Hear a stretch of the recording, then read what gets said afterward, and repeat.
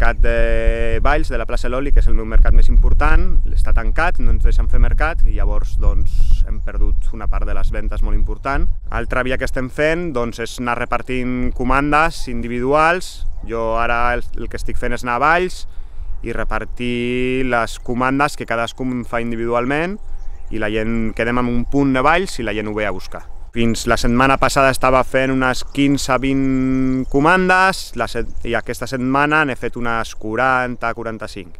Però això no em compensa totes les vendes que jo feia al mercat.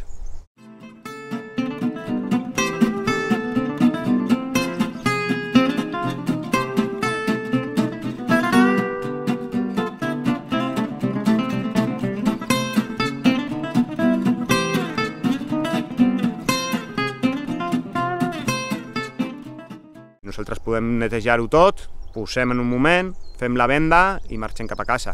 En canvi el supermercat està tancat i durant tot el dia no poden rentar tot aquell supermercat, tothom ha d'entrar per una porta que té 2 metres d'amplada i entenc que no té ni cap ni peus mantenir supermercats oberts i no mantenir els mercats oberts.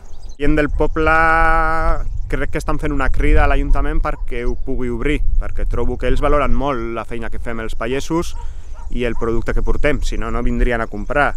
Llavors hi ha molta gent amoïnada amb això i espero que l'Ajuntament faci un pensament i